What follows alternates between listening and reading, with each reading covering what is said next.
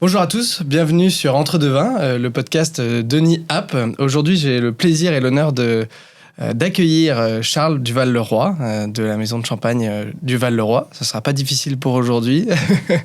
Ravi de t'accueillir, bienvenue. Bienvenue, merci. Bonjour Nicolas, bonjour à tous. Je suis ravi d'être là. Et plaisir partagé. Avant de commencer ce podcast, bien entendu, je souhaitais remercier Eni App. Donc, c'est l'application qui nous permet aujourd'hui d'être réunis autour de ce podcast. C'est le 4e épisode déjà, donc un grand merci à eux. Et pour vous expliquer ce que fait l'application Eni que vous devriez télécharger dès maintenant, c'est une application de gestion de cave à vin. C'est assez pratique, vous pouvez visualiser toute votre cave en 3D, vous pouvez aller rechercher vos bouteilles, faire des accords mets et vins, voir l'apogée de vos bouteilles. Donc c'est un vrai sommelier personnalisé et ça peut vous aider quand vous commencez à avoir quelques bouteilles qui sont rangées un peu à droite à gauche pour les retrouver et les localiser. Donc voilà, je vous invite à télécharger ça directement sur l'App Store, sur Google Play. Et puis encore merci Charles d'être parmi nous. Écoute Charles, bienvenue. Je te propose tout simplement pour commencer de te présenter. Donc, Charles Duval-Leroy, 40 ans. Non, je suis ravi, je suis directeur général des champagnes Duval-Leroy. Donc Duval-Leroy, maison fondée en 1859 à Vertus. Pour ceux qui connaissent la Champagne, on est à la pointe sud de la Côte des Blancs, dans un joli terroir en premier cru. Une histoire assez simple. La famille Duval a le vignoble, la famille Leroy était négociant. Ils disent toi tu fabriques, moi je vends. Ils s'associent. Et voilà, 6 générations plus tard, avec mes frères à la tête de la maison. Ils s'associent, ils se marient, ils s'associent... Non, à l'époque, ça se faisait pas, c'était 2 messieurs. D'accord. Ils s'associent, et deuxième génération, le fils Duval épouse la fille Leroy. D'accord. Et là, ça formalise. Voilà, là, ça formalise, ça ne fait plus qu'une famille, et Duval-Leroy sur l'étiquette. D'accord, ok. Et donc, c'est la combienième génération, là, aujourd'hui ? 6e génération que tu incarnes avec tes deux frères. Julien et Louis, mes 2 frères. Écoute, ravi, très content d'avoir une famille encore à la tête de ce domaine. J'imagine que c'est un défi. On va pouvoir parler un petit peu de toute cette partie. Moi, j'aime bien commencer également par le parcours, un petit peu ton parcours, avant d'arriver à la maison elle-même et toute son histoire qui est sans doute très riche. Je suis curieux un petit peu de savoir quel est ton parcours à toi. Ton choix un petit peu dans ce monde du vin, comment est-ce que tu es arrivé à choisir de reprendre cette maison familiale ? Est-ce que déjà c'était peut-être une pression, un choix totalement délibéré ? Non, on a une histoire un peu particulière donc transmis de père en fils depuis ces générations. Donc il y a la 5e génération, c'est mon père qui est à la tête de la maison. Et malheureusement en 91 il décède. Maman reprend la maison donc de 91 à aujourd'hui. Et elle avait fait pas ce pacte, mais elle avait fait cette promesse à mon père que la maison serait transmise aux enfants. Et donc pendant 30 ans, elle s'est battue pour que cette maison reste familiale et indépendante. Et que derrière, nous donner le choix à nous, donc à Julien, Louis et moi, de reprendre ou pas la maison, mais au moins que le travail soit fait pour que quand on soit en âge de décider, on la reprenne ou on la reprenne pas. Après, quand on a un terrain de jeu comme la Champagne et une jolie société comme Duval-Leroy, évidemment, on a envie d'aller dedans. Moi, j'ai commencé par école de commerce classique. Derrière, du marketing. On a monté une boîte de conseil en marketing avec un ami. Et on a travaillé pour pas mal de clients différents. Ça pouvait être La Poste, l'Automobile Club, un ministère, le syndicat du saumon de Norvège. Donc pas forcément uniquement dans le vin. Non, pas que dans le vin. Il y avait quand même on avait le syndicat des fruits et légumes, on avait le saumon de Norvège. Pas que le vin, il y avait quand même une dimension un peu au moins food. Et de fil en aiguille, Duval-Leroy était client. Il nous prenait 5% du temps, 10% du temps, 20% du temps, 30%. Et à un moment, au bout de à peu près une petite dizaine d'années d'être un peu des deux côtés, il a fallu plonger. Et donc, c'est toi qui as déclenché ce plongeon ? C'est ta mère qui t'a dit, écoute, peut-être qu'il est temps de venir ? Tes frères, peut-être, qui étaient déjà... Non, mais tous ensemble, ça s'est fait en bonne intelligence, en se disant, une fois que tu as 95% du temps à passer dessus, et qu'il y a après, donc casquette marketing, derrière casquette commerciale que j'avais pas avant, en reprenant la France, après en reprenant, entre guillemets, le monde. Et voilà. Donc ça s'est fait progressivement dans le temps. Et du coup, si tu nous donnes une échelle de temps, ça s'est fait sur combien de temps un petit peu cette... on a fait 10 ans de boîte de conseil en market, donc il y a dû y avoir 6-7 ans de boîte de conseil en market, et là une dizaine d'années à temps plein chez Duval-Leroy, en 15 ans à peu près. Oui, donc on parle de temps long quand même. On est en Champagne. Hein. C'est des vignes, ça dure 90 ans, des temps de cave de 10 ans, c'est pareil. Ouais, non, mais c'est vrai, mais c'est parce que tu nous décris ça comme si c'était une évidence, parce que je pense que tu l'avais peut-être déjà compris dès le départ quand tu as amorcé ce parcours-là, mais c'est du temps long de reprendre, de peut-être comprendre tout le métier. Et donc toi, tu es arrivé par la branche marketing ? Tu as commencé par ça. Aujourd'hui, tu as repris la tête depuis un peu plus d'1 an, c'est ça? C'est ça, ça fait 2 années. Ouais. 2 années, ok. Et donc, tu as commencé par reprendre la France et ensuite, aujourd'hui, Le monde. Le monde. Et donc, tu as succédé à ta maman qui est toujours, du coup, active, plus ou Maman moins. est encore active, elle reste ambassadrice. Elle était en Italie la semaine dernière, elle était en Belgique la semaine d'avant. Là, elle va partir en Thaïlande dans 15 jours pour continuer à faire de la représentation de la maison.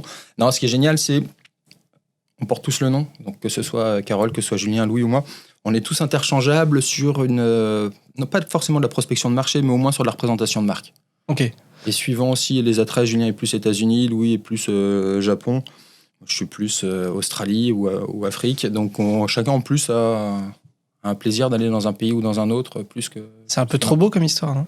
Non, c'est bien. Ah oui, après, Ce que je veux dire, malheureusement, c'est que chacun arrive à se répartir ses parties du monde. C'est génial. Ouais, malheureusement, c'est pas 100% du boulot. Ah ouais. C'est une partie du boulot. Ouais. Non, après, on s'entend bien, c'est facile de se dire, tiens, je suis pas dispo cette semaine-là, est-ce que tu vas aller faire le saut en Autriche ou. Quand c'est de la représentation, c'est facile. Il n'y a pas forcément derrière tout le temps le suivi, le staff training. On a les équipes aussi pour ça, pour faire du staff training pur. Et après, quand il y a des contrats à négocier, c'est autre chose. Mais quand c'est de la représentation, d'aller faire des dîners à droite et à gauche, on est tous interchangeables. Et donc, tu insistes aussi, moi, en amont de ce podcast, je regardais familial, indépendant, sur la vinification, l'élevage, etc. Est-ce que tu peux nous en dire plus aussi sur cette partie qu'est-ce qui fait que c'est spécifique en Champagne aujourd'hui d'avoir ces vignes, d'avoir 100% de sa vinification? C'est si rare que ça? C'est rare pour les gros. En Champagne, 80% du marché est fait par les maisons. Que 20% du marché par les vignerons, mais 80% des vignes sont détenues par les vignerons et que 20% des vignes par les maisons. Chez Duval-le-Roi, alors soit on nous dit qu'on a une grosse maison, soit on nous dit une petite maison, soit on nous dit qu'on a un gros vigneron. Je pense qu'on a à la fois les deux. Et donc on a on tient toute la chaîne. Depuis quelques années, en plus, on s'est recentré réellement sur la Côte des Blancs. Donc on a une envie de travailler nos vignes. Alors on fait un peu de fermage toujours et un peu d'achat de raisins, mais qui représente aujourd'hui moins de 20% de nos besoins. Ce qui est rien du tout. Ouais. Proportionnellement à d'autres acteurs, c'est vraiment pas grand-chose, quoi. Toute la vinification est faite maison pour contrôler de A à Z. On a notre nom sur la bouteille. Donc, comme tu disais, on reste encore indépendant. C'est un challenge et moi je suis fier quand on ouvre la bouteille, qu'on me dise c'est bon et que ce soit bien fait. Donc on a vraiment cette envie que du début jusqu'à la fin de la chaîne, dans la protection de l'environnement, dans la qualité du vin, dans les intrants et dans la qualité à la fin festive du champagne, que tout soit parfait. Donc on essaye de maîtriser l'ensemble. Et aujourd'hui, c'est vrai qu'il y a peu d'intervenants qui maîtrisent de A à Z la chaîne. Après, qu'on aime ou qu'on n'aime pas la maison, qu'on aime ou qu'on n'aime pas notre goût, notre style, c'est autre chose, mais au moins, nous, on est fiers de notre style. Oui, vous savez, votre identité, elle est là et elle est fidèle, on va dire, chaque année. Et ça, c'est grâce au temps long, grâce à la famille? Temps long, on a vu qu'il y a eu un mercato des chefs de cave. Nous, Sandrine fête ses 20 ans à la tête de la maison, de la cave. Sandrine était la première chef de cave femme il y a 20 ans. Elle était chez Duval-le-Roi en 2000. Donc elle est arrivée en 91 chez Duval-le-Roi. Elle est devenue chef de cave en 2005. Okay. Donc elle secondait déjà le chef de cave de l'époque. Pareil, du temps long quand même, aussi. Toujours. Parce qu'on ne parle pas qu'à des gens qui sont du monde du vin aussi. Il faut se rendre compte quand même. Bon, c'est 14 ans de fidélité à une maison avant de devenir chef de cave en 2005 et encore aujourd'hui. Encore aujourd'hui. Donc Sandrine, 30 ans à la tête de la cave. Et c'est alors amusant, c'est un peu pas le bon terme, mais on commence à sortir les millésimes 2008. Chez nous, on est très lent sur la sortie des millésimes. Et là, sur Femme de Champagne ou sur le Blanc de Blanc, on est sur les 2008. C'est les premiers millésimes de Sandrine, de notre chef de cave. C'est vrai qu'on se dit, on commence à boire aujourd'hui ce que Sandrine a bossé il y a 20 ans. Et puis c'est pas mal de sortir des 2008 en ce moment. C'est très bien de sortir des 2008 en ce moment. Oui, parce qu'il y en a beaucoup qui les ont sortis il y a quelques temps. Et puis 2008, je te laisse peut-être décrire le millésime. Mais... Non, mais c'est surtout dans la stratégie de la maison, on est toujours en décalage. En fait, l'idée, c'est de ne pas copier les autres et d'avoir notre identité. Tout le monde est en train de sortir en ce moment les 15. Généralement, en Champagne, on sort les millésimes entre 8 et 10 ans. Ouais. Ce qui est une cohérence. Après, nous, on se dit que de les garder un peu plus longtemps, ça leur fait pas de mal. Et au moins, on se met totalement hors marché. Complet. Voilà. Si quelqu'un veut un 2008, qui était en plus une des plus belles années en Champagne là, sur les 30 dernières années, il n'y a que chez nous pour en trouver. On peut en retrouver encore sur certains marchés, sur des ventes aux enchères, mais sortie de cave dégorgée il y a 6 mois ou il y a 3 mois, on est les seuls. Donc on se met en hors marché pour des cuvées ultra prestige qui sont très demandées aujourd'hui. Et alors, Moi, j'aime bien, on va peut-être revenir un tout petit peu en arrière sur ton parcours, etc. Tu es arrivé, tu as repris très progressivement, on va dire, les sujets au fur et à mesure avant d'aujourd'hui être à la tête de la maison. Je me faisais la réflexion en préparant ce podcast de me dire, mais c'est marrant parce que la Champagne a commencé par une incarnation hyper forte, avec des noms qui sont encore très ancrés, de la création du champagne, avec, on va dire, les moines qui ont toujours des noms qui sont très connus, puis des grands négociants et des grands hommes d'affaires qui ont donné leur nom aujourd'hui à des grandes maisons de champagne. On le voit quand même beaucoup moins aujourd'hui. Est-ce que c'est pas ça aussi la particularité du Val-de-Roi, c'est la possibilité d'incarner à la fois par sa famille qui est toujours la même, à la fois par le nom qui est toujours le même. Est-ce que c'est pas ça aussi une force importante de la maison ? La force de la maison, c'est vraiment sa continuité. Alors après, on porte le nom, on n'est pas les seuls aujourd'hui. On a cette chance d'avoir le nom. Si on prend Roderer, Frédéric Rousseau, qui est à la tête de sa maison, qui est aujourd'hui la plus belle réussite en Champagne, sûrement la plus belle maison de Champagne, qui est dans la même logique que du Val-de-Roi, mais dans une logique encore plus belle, sur gros vignerons. Il a aussi cette... Bien sûr. C'est un des plus grands vignobles en Champagne aujourd'hui par rapport à leur production. C'est la plus belle réussite de Champagne. Et à la tête, c'est Frédéric Rousseau. C'est vrai que malheureusement pour Frédéric, il s'appelle Rousseau alors que c'est dans la ligne directe, mais sûr. Par des problématiques de garder le nom chez les hommes et chez les femmes. Il s'appelle plus Roderer, donc il défend sa maison mieux que personne, mais c'est vrai qu'il porte pas en plus le... Je manquerais d'objectivité, j'ai travaillé pour eux. Donc mais oui, ça, je dis pas de conneries. Mais non, effectivement. Mais ce que je veux dire, c'est qu'on voit plus. Ta maman, pour le coup, fait partie des personnages qui ont vraiment incarné, qui ont eu une image particulière dans la Champagne. Est-ce que c'est une volonté de conserver ça à ton échelle, ou est-ce que tu es plutôt peut-être du style à te mettre en retrait et à te dire c'est la maison qui doit être en avant ? Quelle est ta position vis-à-vis de ça ? Non, je suis totalement dans... Alors que ce soit pour Julien, Louis, Carole ou moi, on doit incarner les deux en même temps. On ne peut pas envoyer la bouteille toute seule dans la nature. On a notre nom et on doit aller, entre guillemets, la défendre et la protéger. Si on se mettait en retrait par rapport à la bouteille, on n'aurait là aucune chance par rapport aux confrères qui sont surpuissants, soit bloc LVMH, soit bloc Pernod Ricard, soit des gros groupes des uns et des autres.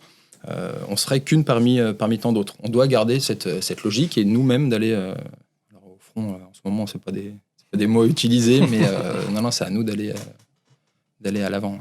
Et comment est-ce que tu... Moi, j'ai toujours une admiration et en même temps un questionnement de me dire, mais en fait, quand on arrive avec une maison qui a 200 ans, on se permet de faire quoi ? Est-ce que tu es arrivé avec des grands projets en te disant, voilà ce que j'ai envie de faire, voilà ce que j'ai envie de révolutionner chez du Val-de-Roi ? Ou est-ce que tu te dis... il y a sûrement un temps d'infusion déjà avant. Et puis une fois que tu reprends ces rênes-là, est-ce que tu mènes déjà des grands projets ? Est-ce que tu as commencé des choses qui étaient importantes pour toi, que tu avais en tête depuis quelque temps ou... Alors, je pense que dans le champagne, pour que ça réussisse, il faut à la fois tout changer pour que rien ne change, comme dit l'expression, et en même temps vraiment de rester dans l'excellence du produit. On a un produit qui est rare et on a un produit où on a une chance, c'est qu'on n'a rien le droit d'y faire. T'as pas le droit de faire un prémix, t'as pas le droit de faire des pré-cocktails. Le champagne, c'est le champagne. Donc, il n'y a pas grand-chose à y faire. Alors, tu peux jouer sur le format de la bouteille, mais c'est de la cosmétique. Un peu d'habillage, c'est de la cosmétique. Donc, c'est vraiment l'intérieur du produit qui est important.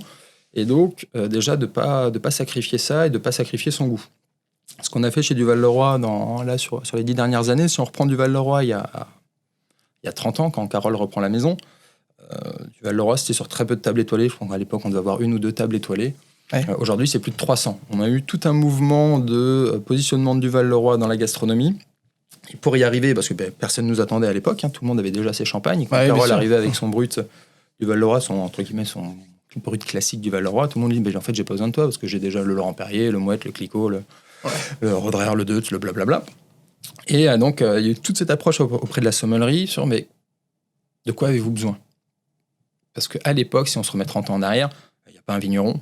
Aujourd'hui, il y a des vignerons stars, mais à l'époque, il y a très peu de vignerons stars. Bien sûr. Il y a surtout les maisons. Et les maisons ont une gamme assez restreinte, brut, rosé, un millésimé, qui soit blanc de blanc ou non, ou un blanc de noir, et une tête de cuvée. Généralement, ça s'articule comme ça. Ça se résume à peu près à 5-6 cuvées. de temps en temps une cuvée pour les desserts. Et là, Carole a eu la vision de dire, OK, on écoute les sommeliers, on commence des partenariats avec la sommellerie, donc les meilleurs ouvriers de France, l'Union de la sommellerie française, le meilleur jeune sommelier de France, tout un travail auprès de la sommellerie et de la réponse, vous avez besoin de quoi? Et là, il y en a un qui va dire, du bio. Il y en a un qui va dire, un blanc de noir, un blanc de noir en monocépage de tel village.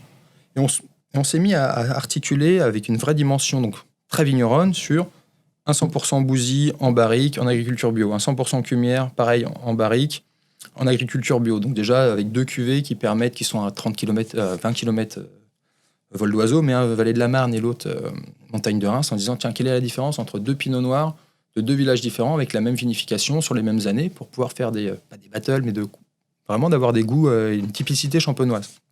Pareil sur le Clos des Bouvries, sur un monocépage chardonnay du village de Vertus.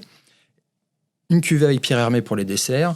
Et c'était vraiment cette idée de dire, tiens, un champagne par moment et en réponse à chaque personne. On a commencé aussi à faire que des cuvées sur mesure de la maison pour des chefs, donc la famille Trois-Gros, Patrick-Henri Roux à la Pyramide, en se disant, chaque chef a sa propre identité de cuisine, il doit avoir sa propre identité de champagne.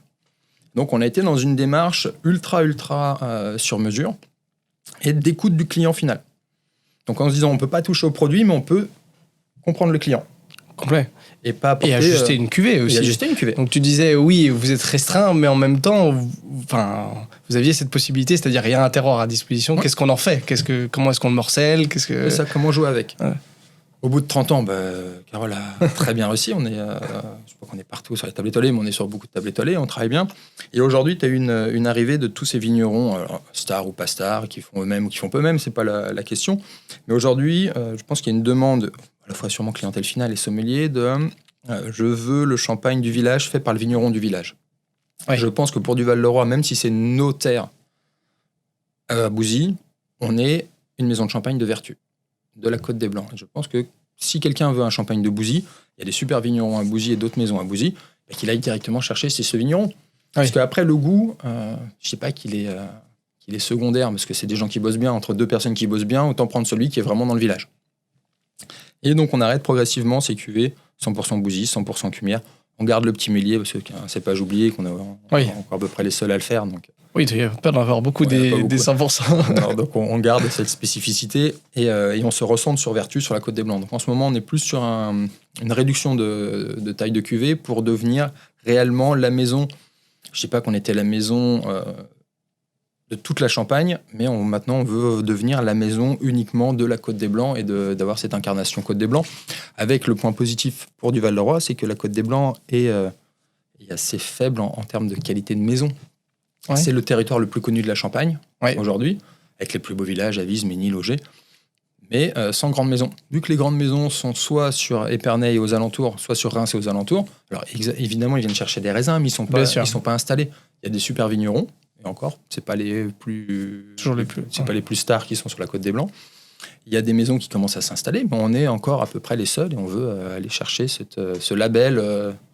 Maison de la Côte des Blancs. Merci, Made in Vertus. Made in Vertus, la maison du Chardonnay. Quoi. Oui, t'es restreint dans la Champagne, mais en même temps, maintenant, on en est au point de localiser précisément dans quel village, à quel endroit. Et pour autant, tu me dis que tu veux moins de cuvées et moins de spécificité. Tu veux recentrer, mais avec moins de cuvées. C'est pour la lisibilité que tu veux faire ça? C'est la lisibilité. On a ce problème, on travaille bien avec la sommellerie, mais à un moment, on le voit avec un importateur aux États-Unis, ils disent non, mais le client final, je peux travailler 2 cuvées. Ils veulent des belles cartes de vin avec une quinzaine de maisons, une quinzaine de vignerons, 30 références. Ils disent, en fait, j'en veux une par personne. Si personne n'a la capacité de se... Alors nous, on est dans le business, mais personne n'a la capacité de se souvenir des 10 cuvées de Pierre, Paul et Jacques. Donc à un moment, il faut savoir aussi réduire et pas s'éparpiller et d'avoir une image. Donc aujourd'hui, chez du Val-de-Roi, Fleur de Champagne, le blanc de blanc femme, ça fait 3 cuvées qui sont les têtes de proue de la maison. Et ça fait un bon enchaînement, j'ai l'impression, pour parler de ce que tu nous as apporté. Tu m'as apporté 2 cuvées aujourd'hui, je te laisse peut-être les décrire. Par laquelle il faut qu'on commence à la dégustation? Fleur de Champagne. Fleur de Champagne, donc c'est celui-ci. Oui. Magnifique. Eh ben, je te laisse tout simplement le décrire pendant que je me permets de l'ouvrir et de faire ce doux bruit qu'on apprécie tous en Champagne. Fleur de Champagne, pour la petite histoire, donc on va parler famille, on remonte en 1911. Mon arrière-grand-père Raymond se balade dans ses vignes. Donc en 1911, c'est le début de l'échelle des crus en Champagne. Pour ceux qui connaissent les échelles des crus, Bordeaux c'est 1855, Oui. et en Champagne c'est 1911. Et il se dit, attends, je suis à Vertus, le village vient d'être élu ou certifié premier cru. Il dit, dans ma bouteille, je mets que des premiers crus de ce village de Vertus. Et donc, je mets sur ma bouteille premier cru. Donc c'est le premier cru de Champagne. Après, on va le faire dans 1 minute, on va sentir le vin. Et en sentant le vin, il trouvait que son vin sentait la fleur de vigne. Donc la fleur de vigne, on va l'avoir dans quelques semaines, c'est courant juin en Champagne. C'est tout petit, c'est cette petite fleur qui sort pendant quelques jours et qui nous permet après d'avoir les raisins. Très odorante. Alors, on n'est pas non plus sur du jasmin, mais on est sur une petite fleur blanche très odorante pendant quelques jours en Champagne. Il trouvait que ça sentait cette fleur de Champagne. Donc en 1911, c'est son premier coup marketing de l'époque, il a appelé la cuvée fleur de Champagne. Donc depuis 1911, ça a toujours été chez Duval-le-Roi, ce premier cru, fleur de Champagne, et avec, pour parler cépage, 70% de chardonnay et 30% de pinot noir, qui est, au fur et à mesure, qui a été l'encépagement à peu près égal sur le village de Vertus. Maintenant, Vertus a un peu plus bougé sur le chardonnay. On a 90% de chardonnay et 10% de pinot noir sur le village de Vertus, mais cette cuvée, on la garde à 70-30, qui a toujours été un peu... Votre identité et vraiment, décidément, la Champagne, c'était les premiers pros du marketing. Arriver à se dire fleur de vigne, le premier cru, vous étiez déjà bon là-dedans. C'est pas mal. Écoute, je te propose qu'on passe à la dégustation, tout simplement. Je me suis permis de nous servir. J'ai fait à la tienne aussi. Peut-être une petite description. J'aime bien faire saliver un peu nos auditeurs pendant qu'on déguste, bien entendu. Déjà dans la bouteille, on parlait des temps longs. Là, on est sur une vendange 2014 avec des vins de réserve qui remontent jusqu'à 2010. D'accord. Donc, quand on imagine les bruts à les 3 ans de cave pour les uns ou pour les autres, là, on est déjà à plus de 10 ans de cave pour ce qu'on appelle chez nous le brut. D'accord. On est toujours dans cette logique de temps très long. Donc 70% de chardonnay, 30% de vin noir, un tout petit passage barrique. Il y a 2% du vin qui est passé en barrique. On est sur un dosage à la limite de l'extra brut, on est à 6 grammes par litre. D'accord, donc dosage plutôt raisonnable. On pourra aller plus bas et on verra, on sera plus bas sur la cuvée d'après, qui est une cuvée un peu sœur de fleur de Champagne. Ce qui est une tendance générale quand même de la Champagne, de réduire le dosage petit à petit. C'est votre cas aussi, vous l'avez réduit ? On réduit les dosages pour 2 raisons en Champagne. Il n'y a pas qu'une demande client, parce que je ne suis pas certain qu'elle existe réellement. C'est surtout qu'il n'y a plus de nécessité. Oui. En termes de maturité. Si tu prends il y a 70 ans, quand tu faisais des vendanges fin octobre, début novembre, tu te doutes que si tu fais des vendanges à cette période-là, c'est que tes raisins ne sont pas mûrs. Oui. C'est que tu as repoussé le plus longtemps possible tes vendanges et tu ne vas pas rentrer des qualités extraordinaires. La Champagne a eu un gros réchauffement climatique. Et à l'époque, c'était 100 grammes par litre de sucre. Il fallait que ce soit buvable, donc il y avait énormément de sucre. Aujourd'hui, on fait des vendanges sur du fin août, début septembre, avec des maturités qui sont très bonnes. On préserve une belle acidité pour la Champagne. On n'a plus besoin de rajouter du sucre. Il n'y a plus rien à casser en acidité. On a juste ce qu'il faut aujourd'hui en acidité. Donc après, suivant les pays, suivant le moment de consommation, on met plus ou moins de sucre. Si tu veux garder de l'apéritif, certains vont mettre des dosages sur des marques qui sont plus des marques de nuit. On est des marques de jour, on n'est pas sur des marques de nuit. Oui. C'est sûr que si tu bois du champagne pour faire la fête à 2h du matin, il faut mieux qu'il y ait 12 grammes de sucre que 6 grammes de sucre. Si tu veux passer toute la nuit sans être écuré. Mais si tu... Consommer avec modération, bien entendu. Un petit peu tout le temps. Si on commence un apéritif, c'est mieux d'avoir une cuvée avec un peu moins de sucre pour avoir un palais qui reste... propre et net. Et ouvert aussi à la suite de la dégustation. Et en même temps, on va quand même le déguster, mais moi je trouve ça quand même très sympa. Ce qu'on voit quand même de plus en plus, c'est cette ouverture d'esprit qu'il y a de se dire, mais en fait le champagne, on peut faire des repas entiers avec. Et cet assortiment de cuvées que vous avez aussi le permet, quoi. Tous les moments peuvent être... associé à une cuvée que vous avez à un moment particulier, de l'apéritif au dessert, en passant par un plat, etc. Et en parlant de ça, justement, tu vois, l'application qui nous reçoit fait pas mal d'accords à Maëvin. Qu'est-ce que tu recommanderais avec cette cuvée particulièrement ? Ton coup de cœur personnel, pas uniquement peut-être la recommandation sommelière. La recommandation classique, ça va être évidemment tout ce qui est ceviche, les fruits, des fruits de mer ou ou tous les poissons crus. Alors, je suis un très mauvais pour les accords mets et vins. Je suis un grand buveur de vin de tout type de région. Et moi, Fleur de Champagne, c'est vraiment l'apéritif et je ne lui mets pas forcément d'accompagnement. Je suis ravi c'est pour moi la plus belle définition du champagne. Tu vas voir, mais tu peux boire un verre et tu as envie de la deuxième coupe, la troisième coupe, elle te fait saliver et elle te lance vraiment sur ce repas derrière, pas forcément gastronomique, mais sur ce repas généreux où tu peux continuer au champagne, mais tu peux très bien après basculer sur du vin blanc, du vin rouge.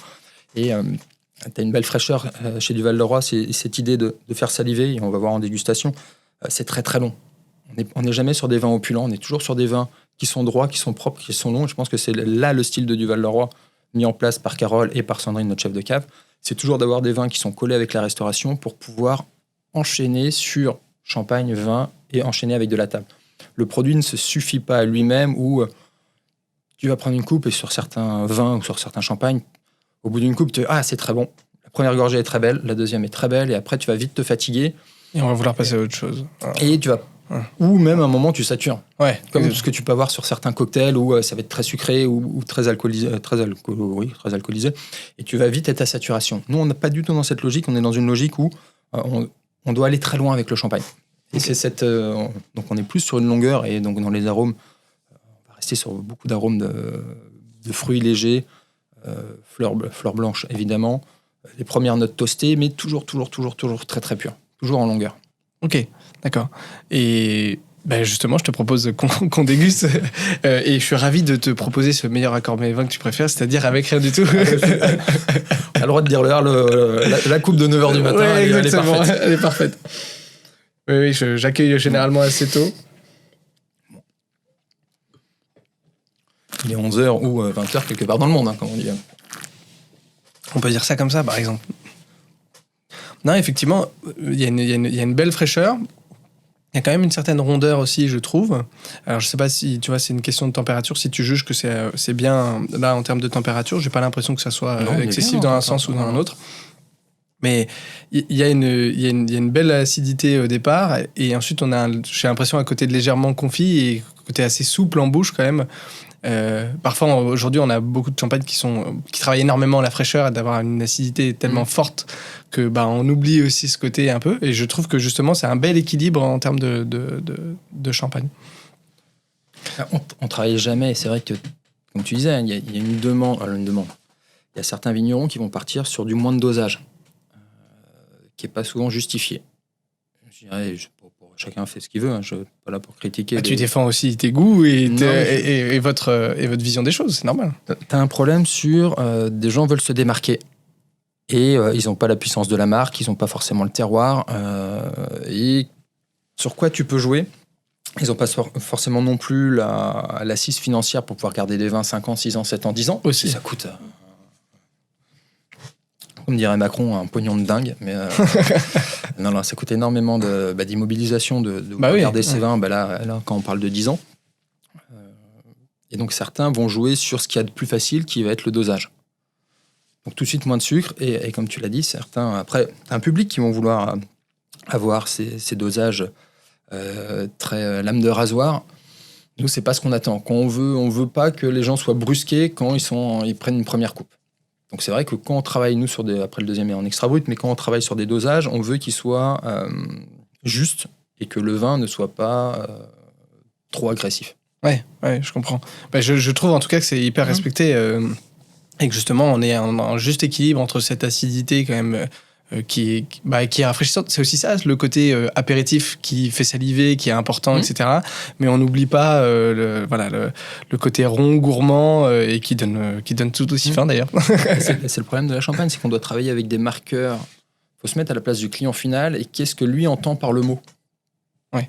Quand il achète un extra brut, par exemple, comme tu l'as dit, souvent, tu es sur niveau lame de rasoir très acide. Et s'il achète un extra brut chez du Val-de-Roi, il ne va pas le retrouver, ça. Oui. Est-ce que c'est réellement ce qu'il attend ou pas en disant « Ah, attends, j'ai été chercher l'extra brut parce que je veux ce coup de lame de rasoir. » Et tu ne l'as pas. Donc, ce qu'on a fait, on le verra sur le deuxième vin, c'est un extra brut, mais il n'est pas revendiqué. Il va être revendiqué sur la contre-étiquette avec l'explication du pourquoi il est extra brut et quel goût il va avoir. Ouais. Mais sans dire devant extra brut, parce que celui qui va être chez son caviste et qui va dire tiens, je veux un extra brut, ou qui va l'acheter sur Internet et qui ne connaît pas la cuvée, tu peux être déçu. Et on ne veut pas que le client soit déçu. Quand tu mets 40, 50, 60 euros dans une bouteille, il n'y a pas à être déçu. Sûr.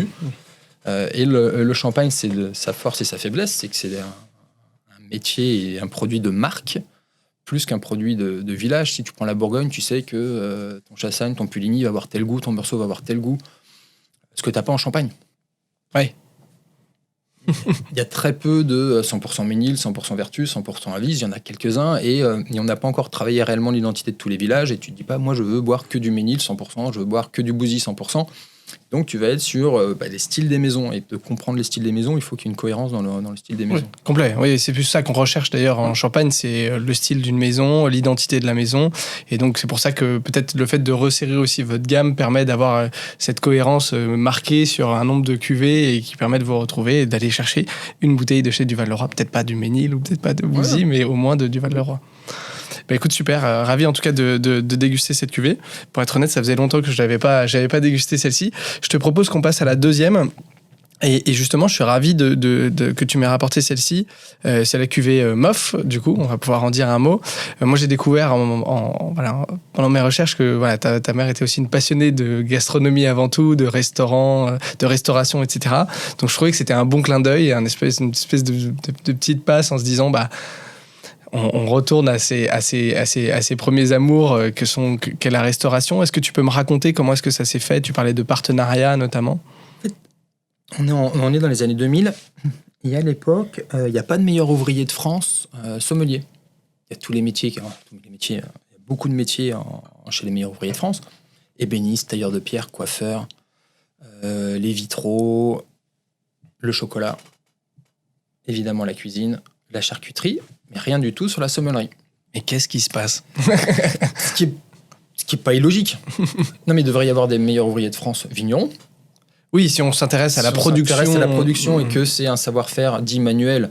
Alors, meilleur ouvrier, c'est le terme ouvrier qui compte. Hein. C'est pas le fait qu'il soit manuel ou pas manuel. Bien sûr. Aujourd'hui, le monde change et heureusement. Il y a des meilleurs ouvriers de France. Ça se dit pas comme ça, mais site internet, je connais pas le nom de la catégorie. Mais heureusement qu'il y a des nouveaux métiers qui se créent, il y a des métiers qui disparaissent. Il y a meilleurs ouvriers de France fleurissent, il y a plein de métiers. Et donc, ça n'existait pas. Et donc, du Val-de-Roi, avec l'aide de Philippe Forbrac, avec aussi Olivier Poussier, c'était cette envie de mettre en avant les meilleurs ouvriers de France dans l'univers gastronomique. Et rien de tel que d'être une classe à part entière chez les meilleurs ouvriers de France pour resplendir dans le métier. Parce que tu avais déjà les maîtres d'hôtel à l'époque, et au moins c'était le dernier métier de la table qui n'était pas présent. Donc on a financé cette classe et on a permis de la lancer. Donc là on est dans les années 2000. Première promotion, si je ne dis pas de bêtises, 2003, avec des sommeliers comme beaucoup de professeurs comme Chambost, comme Péchoutre. Ils sont des grands professeurs. Ils sont des grands professeurs, ils partent quand même à la retraite maintenant. Christian est parti à la retraite, mais Chambost est toujours là. Deuxième génération, c'est tout ce qui était sommier, Déré, des super pros lyonnais. Ensuite, troisième promotion, je pense que c'est celle de David Biro, Benjamin Roffet. Et qui Perrondet. Je te fais réciter tes leçons. Tous ces sommeliers. Et de fil en aiguille, première promo, deuxième promo, troisième promo, et ils se sont dit, on a envie de faire quelque chose. Parce qu'on revient dans la limite de l'exercice meilleur ouvrier de France. Ils disent, nous, on fait rien avec nos mains. On raconte des histoires, on ouvre des bouteilles, on les sert, on fait des accords, on a tout un travail, mais on n'a pas ce vrai rapport au produit. Oui. En y allant de production ou de modification, comme un charcutier peut le faire. Et donc, ils sont tous venus à Vertus. Je crois qu'à l'époque, il devait y avoir 3 ou 4 promos. Il y en avait 14. Ils sont 13 à être venus. Donc, ils étaient... Un peu de pression, là, quand même, parce que sur la dégustation, sur les cuvées, sur tout ce qu'on sort, là, faut être laser, quoi. Et donc, ils ont fait cette première cuvée. Ils s'enferment avec notre chef de cave. Ils goûtent les vins clairs, ils goûtent des vins finis. Ils travaillent sur des dosages. Et la première cuvée, c'était cette idée d'avoir, je n'aime pas le terme, mais cuvée un peu palace. Tu te dis, je prends le temps, je suis dans un bel apéritif avant de passer sur un moment gastronomique. C'était le cahier des charges. Ils ont sorti donc cette première cuvée des meilleurs ouvriers de France. Ils sont revenus. On essaye de les faire revenir tous les 3 ans quand il y a une nouvelle promo. Ils sont revenus 3 ans après faire MOF saison 2. Donc, cuvée numéro 2, là, qui était 100% blanc de blanc. Et celle-ci, donc, c'est la cuvée numéro 3. Ils sont revenus l'année dernière. Ah oui, donc c'est trop récent. Avec les nouveaux, avec Florent Martin, avec Gaëtan Bouvier, plus des anciens qui reviennent. Mais c'est bien d'avoir aussi les nouvelles têtes. Et ils ont remis leurs pattes. Et donc là, on est sur cette logique très du Val-le-Roi, donc du premier cru, beaucoup de chardonnay. Et ils ont travaillé sur, eux, la liqueur, sur cette cuvée-là spécifiquement, donc une liqueur en extra brut, donc qui va être racontée derrière, mais devant, on est brut, parce que quand on le verra, on n'a pas du tout ce côté acide et donc sharp de l'extra brut. Et ils ont travaillé une liqueur sur des vins de Bouzy, donc on est sur une liqueur pinot noir travaillée en barrique. Ok. Qui fait que même si tu mets que 2,5 grammes de sucre, tu as un sentiment d'avoir un vin qui est beaucoup plus opulent en termes de sucre. Ouais, bah bien sûr. Donc c'est pour ça on est sur un extra brut, mais qui va pas se goûter forcément comme un extra brut, et qui répond aussi toujours à cette ligne directrice de la belle cuvée apéritive. D'accord. Et si on prend aujourd'hui les derniers meilleurs ouvriers de France, que ce soit Tuzia au Crillon, donc Florent Martin au Péninsula, Gaëtan Bouvier qui est à l'Institut Life, c'est cette volonté de mettre le champagne à table sur le premier verre et la suite. Voilà. C'est vraiment cette construction qui a été décidée. C'est génial quand même d'avoir un partenariat comme ça avec les plus grands sommeliers français qui viennent dans ta maison pour aller déguster, créer une cuvée. Enfin, c'est un lien incroyable quoi, avec ce monde de la restauration. Ouais, avec le monde de la sommellerie. Après, sur le monde de la sommellerie, on a un peu arrêté les concours. Et on s'est recentré réellement sur les jeunes. Donc Louis fait une 40aine d'écoles sur toute la France. Alors il y a plein d'écoles, des petites complémentaires sommellerie où il y a 6, 12 élèves. Et donc Louis va, dans chaque classe de France, faire une présentation de la Champagne en général, et évidemment du Val-le-Roi en particulier. Bah, bien sûr. Parce qu'il faut aller les voir, ces jeunes qui sont potentiellement demain cavistes, ils peuvent changer de métier, mais il faut qu'ils aient un attrait au produit. Et dans la limite de ce que peuvent faire les écoles, c'est qu'il n'y a pas beaucoup de budget dans les écoles, et donc ils n'ont pas forcément beaucoup de champagne à boire, beaucoup de vin à boire. Donc là, au moins, on apporte tout un assortiment assez large et on leur explique réellement ce qu'est la Champagne. Oui, tout le monde s'y retrouve. Et puis global. Pour vous, c'est super de pouvoir présenter aussi à ces nouvelles générations, peut-être confronter aussi au niveau du goût. Tu parlais des clients, des retours clients, etc. Ouais. C'est toujours intéressant aussi d'avoir ces nouvelles générations, même s'ils sont peut-être un peu plus novices que les meufs que tu reçois. Oui, mais ça leur permet surtout, demain, quand ils sont en poste, de pouvoir parler d'un vin en disant « j'ai vu la personne ». Ouais, on en parlait toi tout au début sur porter le nom. Ça fait partie en disant « Ah bah si, monsieur du Val-le-Roi, il est venu dans l'école quand j'avais 18 ans, lui il est venu... il commence à vieillir, Louis, donc il a bientôt 40 ans, mais de se dire « Tiens, non, mais allez, hop, il y a monsieur du Val-le-Roi qui vient, alors qu'il a autre chose à faire, mais c'est vrai mais il aurait pu choisir d'être ailleurs, et il est dans mon école. Avec 6 élèves de 18-19 ans, et il vient passer la journée à nous expliquer ce qu'est la Champagne.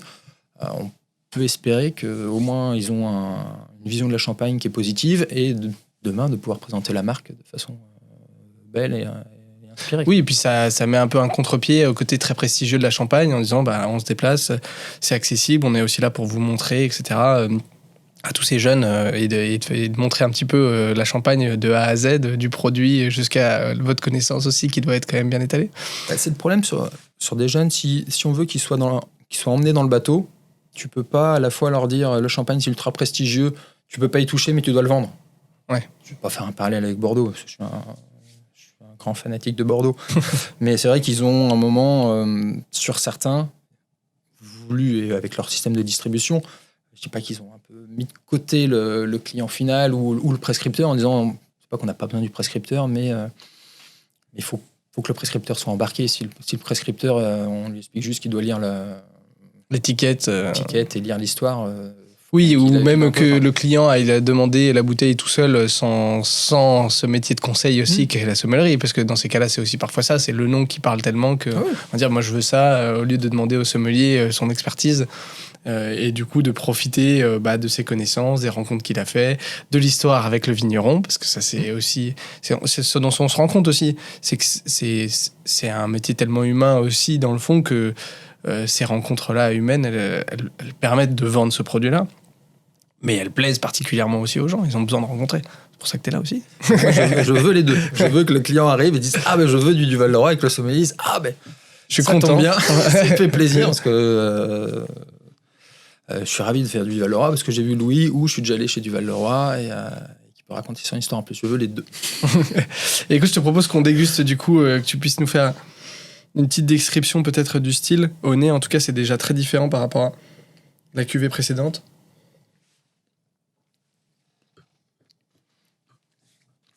C'est ce qui va être intéressant sur la champagne. Sur la partie dans la bouteille, on est proche.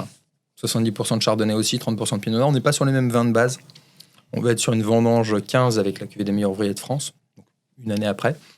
Donc tout ce qui fait vraiment la différence entre les deux, c'est ce dosage. Donc là, on est sur un dosage qui est fait 100% des vins, 100% de pinot noir en barrique, ce qui donne cette patine un peu plus qu'on n'a pas dans la fleur de champagne. Oui, on sent, notamment sur la fin de bouche, on sent qu'il y a quand même une différence de structure aussi qui fait que là, peut-être on a encore un peu plus envie de manger quelque chose là, avec. Ouais, on a besoin de... Ça rentre dans le cahier des charges. Et donc, c'est que le cahier des charges est bon. C'est très bien assis confortablement sur de l'apéritif. Et on t'apporte les premières bouchées d'amuse-bouche de palace pour après continuer avec ta bouteille sur ta première entrée. N'attendez pas forcément d'être dans un palace pour la déguster, mais... Mais comme aujourd'hui, et on est ravis que ces meilleurs ouvriers de France travaillent entre la Tour Eiffel, donc le Péninsula, le Crillon, des beaux établissements, tant mieux qu'il y ait un accompagnement dans ce style. Bah écoute, ravi. Je me permets de faire une transition. Tu parlais de Louis, ton frère. Je suis curieux que tu puisses nous exposer un petit peu comment est-ce que ça s'est réparti, ces rôles, comment c'est réparti aujourd'hui, et puis peut-être aussi comment ça s'est fait un petit peu dans le temps. Est-ce que c'est une question de personnalité, de choix? Est-ce que c'est votre mère qui vous a un peu aiguillé? Comment s'est fait un petit peu cette organisation Non, l'organisation, elle est vraiment faite sur les envies des uns et des autres. On est trois profils différents. Alors après, on peut avoir des mêmes qualités et les mêmes défauts, mais on a 3 envies différentes. Déjà, on a tous le même objectif. Donc c'est pour ça qu'on peut s'entendre et qu'on peut aller dans le bon sens. C'est qu'il n'y en a pas un qui dit donc aujourd'hui la maison elle fait 1,5 million de bouteilles. C'est une bonne taille. Et il n'y en a pas un qui dit qu'il faudrait faire de la grande surface et monter à 10 millions de bouteilles. L'autre qui dit qu'il faut qu'on se recroqueville encore plus sur nous et d'arriver à 200 000 bouteilles vendues que sur hyper geek. Non, on est bien dans ce niveau de maison de taille moyenne, internationale et positionnée dans des beaux établissements. Donc déjà, on a la même vision, donc au moins c'est plus simple à gérer. Après, Julien, lui, est donc président de la maison, et il va avoir tout le lien production plus relations vignobles. Oui, ok. Louis en ambassadeur, et donc moi sur la partie market, commerce et com. Ok, donc globalement c'est assez bien réparti, ça s'est fait naturellement, c'est selon les personnalités aussi. Les personnalités, Julien est moins commercial, donc j'ai cette casquette. Il est plus strict et construit, donc il est bien pour la gestion au quotidien de la maison. Ouais, c'est génial quand ça se passe comme ça et naturellement. Et comment votre mère, elle vous a fait infuser cet esprit de cette maison? Parce que ce que je comprends et ce que j'aime bien, parce que tu le mets en avant aussi, et on l'a pas toujours aussi dans les échanges qu'on peut avoir, c'est que c'est aussi une opportunité immense. C'est-à-dire, tu as un bijou entre les mains, tu peux t'en saisir ou pas, mais globalement, tu as un bijou entre les mains, donc c'est déjà présent et c'est plutôt une chance qu'autre chose. Mais ça peut être aussi un poids, une responsabilité. Comment est-ce qu'on fait pour transmettre à la fois cette identité, cet objectif, créer l'objectif qui est le vôtre à tous les trois, et puis garder cette envie, parce qu'il faut un peu de feu intérieur pour animer une maison de champagne aussi. On est né dedans, donc notre maison familiale est dans l'outil de production. Donc déjà quand tu nais, t'as 6 ans, tu fais le vélo dans les pressoirs, tu baignes dans l'outil. Donc depuis tout petit, on baigne dans l'outil. Oui, c'est pas juste entouré de vignes, c'est dans l'outil de production. C'est dans l'outil. Donc l'outil, on le connaît depuis qu'on est enfant, quand on a toujours joué dans l'outil. Je sais pas qu'on faisait des cache-cache dans les cuves, mais on connaît parfaitement l'outil. Il y a aussi la dimension humaine de la maison. Il y a encore alors, ça commence à se raréfier, heureusement. Il faut que les gens partent à la retraite un jour. Mais il y a beaucoup de personnes qui ont 30 ans, 40 ans de maison. Donc des personnes qui sont rentrées dans la maison avant nous. Nous, de naissance, eux, de travail. Donc tu en as encore des gens qui ont aujourd'hui, qui sont rentrés chez Duval-Leroy, qui avaient 17, 18 ans ou 20 ans, qu'aujourd'hui en ont 60. Alors, ça y est, ils partent tous petit à petit à la retraite. Et très bien, ils ont fait leur carrière, ils ont fait toute leur carrière chez nous, on est ravis. C'est vrai qu'il y a des personnes qu'on a vues, qui nous ont vu naître, qui nous ont vus depuis tout petit dans cette maison. Donc, il y a un lien qui est... et on est né à Vertu, on a été à l'école primaire à Vertu, on a fait un bout de collège à Vertu, après on est parti. Mais on a ce lien, je ne sais pas qu'il est facile, mais on a ce lien avec le village, premièrement. Et deuxièmement, il y a peu de métiers comme le champagne où, partout où tu vas, on te trouve sympa. Partout où tu vas, je ne sais pas que tu as attendu, mais tu es en Malaisie au fond de la jungle, tu es en Australie, tu es en Nouvelle-Zélande, tu es au Chili. Tu dis le mot champagne, les gens, même s'ils n'en ont jamais bu, ils savent que c'est la fête et que c'est positif. Et qu'ils ont envie potentiellement de tester l'expérience. Oui, non, mais ils peuvent tester l'expérience, mais déjà, c'est pas pareil. Le whisky, qui est un produit assez fabuleux, mais avec une connotation alcool, moins festive. Même sur le vin, tu peux dire, je fais du vin, les gens ont ce beau rapport à la terre et aiment le vin, mais le champagne a ce côté en plus festif où partout on peut te parler de toi. Parce que ça te ramène à la Formule 1, ça te ramène au mariage, ça te ramène à des concerts, ça te ramène à une espèce de folie. Donc, je dis pas que si on avait hérité d'une société de boulons, on aurait, je pense que ceux qui font des boulons ont une passion pour les boulons, et pareil pour ceux qui font de la peinture. Nous, aujourd'hui, on est dans le vin et on a cette chance. Donc c'est vrai qu'on il y a le cadre et il y a le produit, quoi. Donc, on a cette chance d'avoir un des plus beaux produits du monde. Tout le monde parle de nous. Là, on fait le podcast, on en a parlé un petit peu avant le podcast, mais il y a Trump qui a fait ses histoires de douane. On a été invité chez RTL, chez Europe 1, il n'y a personne d'autre. Ouais. On est des micro-boîtes. On est partenaire des BFM Awards. J'étais l'autre jour, donc on est au BFM Awards. Et là, ils te montrent un parterre de marques que tu ne connais pas, d'entreprises que tu ne connais pas. 1 milliard de chiffre d'affaires, 2 milliards de chiffre d'affaires, 5 milliards de chiffre d'affaires. Ils sont tous ultra spécialisés dans leur boulot. Tu ne connais pas un seul des mecs qui est dedans. Tu ne connais pas les noms des boîtes, alors que ça fait partie peut-être des plus grosses boîtes, des plus grosses boîtes françaises de leur secteur, ultra technologiques, ultra importantes. Personne ne les connaît. Tu es dans le champagne, pour moi, tu vas voir le foot et le champagne. Si tu prends le foot, je pense que le Stade de Reims, le budget, ça doit être 60 millions de chiffre d'affaires. 60 millions. Donc, c'est une boîte de 60 millions de chiffre d'affaires. Nous, on est partenaire de quelques clubs. Voilà, c'est entre 50 et 100 millions de chiffre d'affaires si tu retires le PSG. Et tu te dis, ces boîtes-là, on en parle tous les jours. Et tout le monde a une espèce de passion. Le champagne, c'est un peu la même chose. Si tu prends Duval-Leroy avec 40 millions de chiffre d'affaires, Bilkar, je sais pas, il doit être à 50, 60 millions de chiffre d'affaires. Philippe Ona, peut-être, alors c'est partie d'un groupe, mais 20 ou 30 millions de chiffre d'affaires. Ouais, je comprends. On parle tous les jours de micro-boîtes. Et on est invité partout. Et, non, mais, et on a en termes chance. de nombre de personnes, en termes de chiffre d'affaires, etc., c'est pas si gros que ça. Ouais, mais j'adore Duval-Leroy. On représente rien, non, mais on est moins de 100 salariés, on fait 40 millions de chiffre d'affaires. Et t'es invité, tu peux parler. Si tu étais Peugeot ou Renault, quand même. Moment, c'est assez fou. Et il n'y a que le champagne pour Quel ça. honneur de recevoir M. Peugeot aujourd'hui. Mais... Non, mais tu n'as quasiment que le champagne. Pas que le champagne, mais et après, sur des gens qui vont incarner la restauration, où ils t'amènent des chefs pour parler de l'ensemble du panel quand il y a des problèmes bien sûr, d'agro. Bien sûr. Et c'est vrai qu'on a cette chance d'avoir beaucoup de... les gens nous aiment beaucoup par rapport à la taille réelle qu'on est et l'importance qu'on peut avoir. Oui, et puis si tu fais ce parallèle, c'est que, tu vois, c'est marrant d'ailleurs que tu prennes le foot aussi, mais le champagne, c'est prestigieux, mais en France, d'une certaine manière, c'est populaire aussi, tu vois.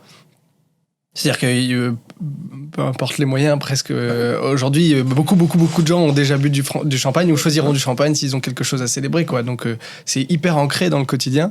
Donc forcément, dès qu'il y a un sujet, etc., vous êtes vachement mis en avant. Donc c'est hyper intéressant, quoi. Ouais, dès qu'il y a de la grêle, dès qu'il y a une pluie, qu'il y a quelque chose, c'est qu'est-ce qui va se passer ? Est-ce que le prix va encore monter, quoi ? Ouais. Et après, l'autre revers de la médaille, c'est comme tu fais partie d'une attente, là, avec les dernières hausses de prix, les gens sont ultra déçus. Et c'est vrai que tu peux avoir des frustrations. Donc tu crées aussi beaucoup de frustrations. Ouais. Mais bon, on arrive à s'en sortir. Bon, de toute façon, il va falloir trouver un équilibre. Non, mais c'est super chouette. Et Et tu vois, justement, j'ai écouté tes interviews et par rapport à tous ces cycles économiques, parce que je trouve aussi intéressant de parler de ça. Tu disais oui, mais nous, c'est des cycles et c'est du temps long, quoi. C'est incroyable de pouvoir dire ça dans une entreprise parce que vous avez du patrimoine. Bah, en fait, les bouteilles aussi, ça se garde. Alors oui, bien sûr, ça peut être des baisses, des augmentations, etc. Mais vous êtes sur une vision qui est... Enfin, je sais même pas, quand vous parlez de vision entre vous, vous parlez à quoi ? Ben là, en ce moment, tu es sur des problématiques de quel cépage replanter. Et quand tu parles de quel cépage replanter, bah, tu t'en prends pour 70 ans. Ouais. Donc c'est sur des temps de 70 ans. Et là, heureusement que c'est familial. C'est plus facile peut-être. Enfin, c'est plus difficile peut-être financièrement, mais en termes de vision et de projection, c'est... Je sais pas si c'est facile, il y a des maisons qui ne s'entendent pas, nous on s'entend. Non mais on s'entend. Oui, c'est vrai que peut-être que votre atout, c'est aussi de vous entendre en famille. Quoi. On s'entend et on est d'accord où on veut aller. Il n'y en a aucun d'entre nous qui a envie de planter un cépage. Voilà, on a le droit de mettre du Voltis. C'est pas tout de suite, on n'a pas tous envie d'aller tout de suite d'aller tout changer, de mettre du Voltis. C'est quoi le Voltis ? Tu peux peut-être expliquer Voltis, alors aujourd'hui, en Champagne, il y a les trois plus grands cépages, donc Pinot Noir, Pinot Meunier, Chardonnay. Il y a 6 ou 7 cépages autorisés, avec Petit Mélier, Arban, Pinot Gris et Pinot Blanc, si je ne dis pas de bêtises, mais qui représentent pas grand-chose. Et là, il y a une nouvelle variété qui vient d'arriver, le Voltis. L'idée étant, et la Champagne est assez pionnière sur le développement durable, et j'aime bien le développement durable en Champagne parce qu'il est collectif. Et l'idée du Voltis, c'est de dire déjà d'avoir un cépage plus résistant aux maladies, donc moins d'intrants dans la vigne. Et le deuxième, il est pour... et alors là, après, c'est des débats philosophiques. C'est moins d'intrants et donc ce serait plus intéressant de le mettre proche des villes. D'accord. Pas qu'il y ait, si tu dois faire des traitements. Faire des traitements, tu dois mettre le Voltis. Si tu es à moins, je dis une bêtise, je ne sais plus exactement le chiffre, mais si tu es à moins de 200 mètres d'une habitation, tu seras obligé de replanter en Voltis parce que comme ça, il y aura moins d'intrants. Même si aujourd'hui, il n'y a quasiment plus d'intrants en Champagne. Oui, autant se certifier bio ou faire attention en tout cas à ce que tu mets dans tes vignes. Ou après, c'est de l'aménagement du territoire et arrêter de mettre des écoles en plein milieu d'un champ à côté des vignes. Et c'est un peu le même problème que l'aéroport, quoi. Celui qui vient s'installer alors que l'aéroport est déjà là. Tu peux pas te plaindre qu'il y a un aéroport à côté de chez toi si tu as construit ta maison après l'aéroport. Donc aller construire des écoles en plein milieu des vignes, c'est pas non plus ce qu'il y a de plus intelligent. Mais ça, c'est un autre débat.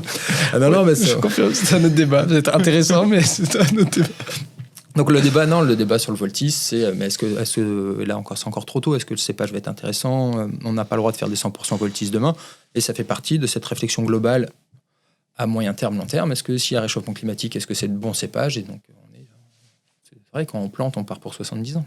Oui, donc faut se projeter. Ouais. Faut se projeter. Vous avez des enfants? 2. Ouais.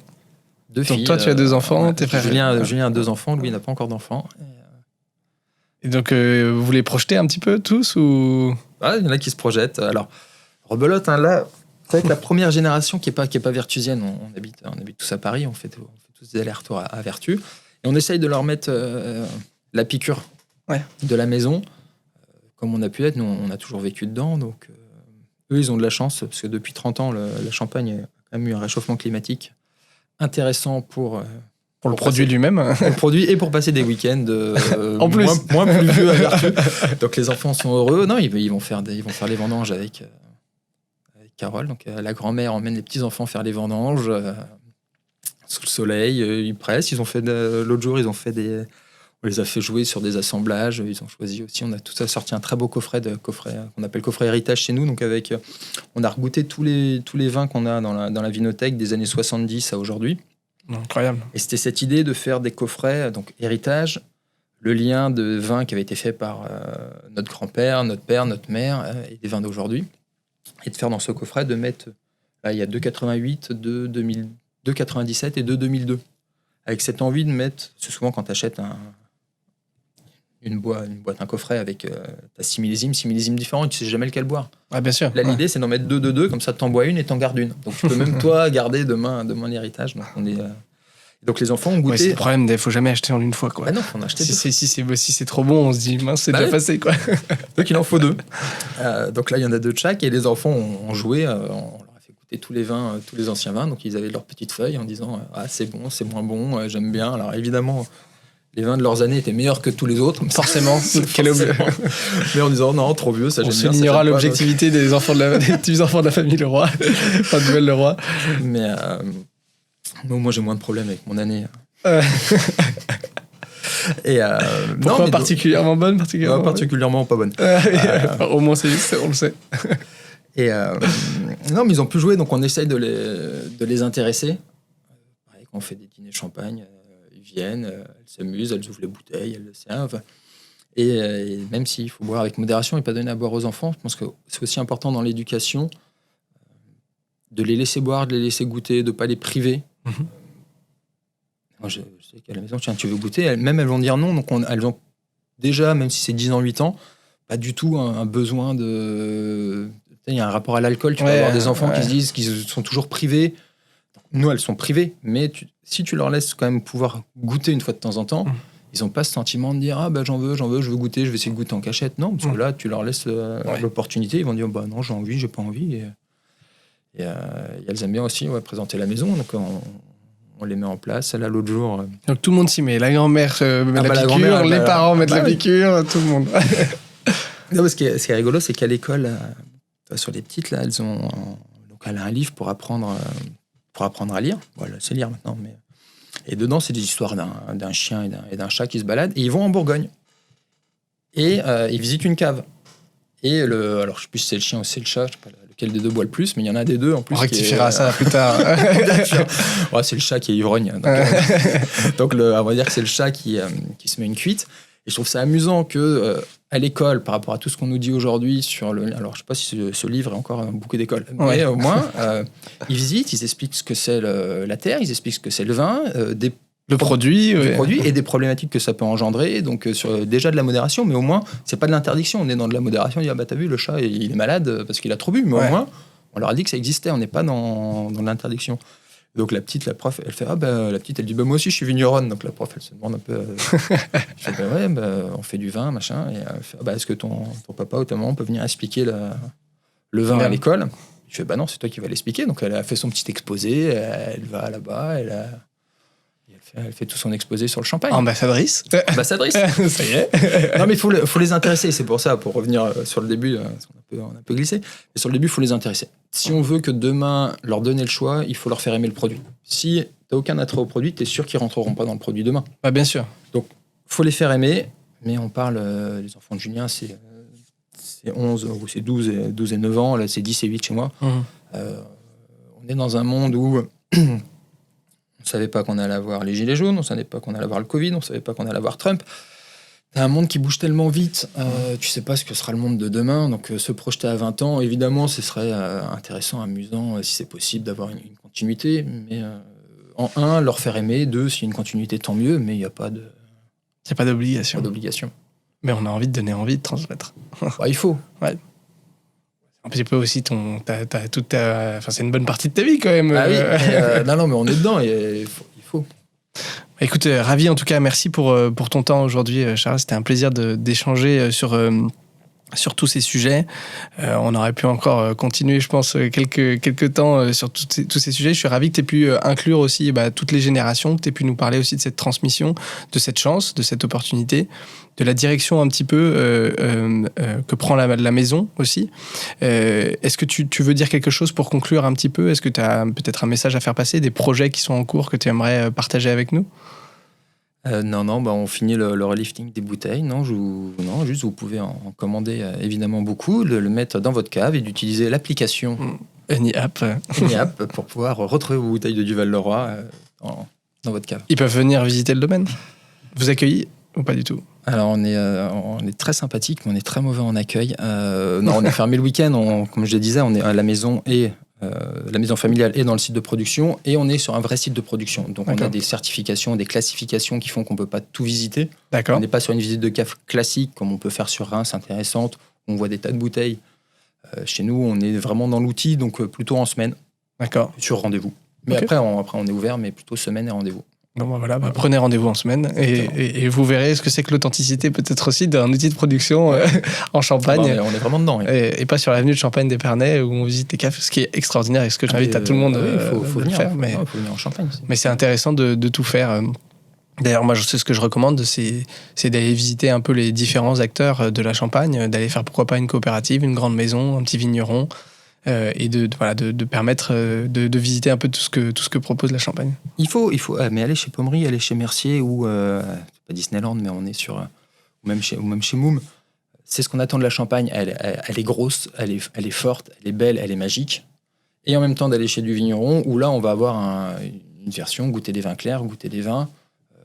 La vraie façon de faire le champagne. Je dis pas que chez les gros on n'apprend pas à faire le champagne, mais on a ces deux pieds qui font que la Champagne marche bien, avec à la fois l'authenticité et le travail du vigneron, et derrière les grosses maisons qui font rêver. Oui, et puis ça permet des échanges très différents parce qu'on se retrouve avec quelqu'un qui est un peu plus proche de la production de son produit d'un côté et de l'autre qui apporte tout le prestige et tout, presque l'emballage du champagne qui est aussi magique et qui fait partie de son histoire aussi, quoi.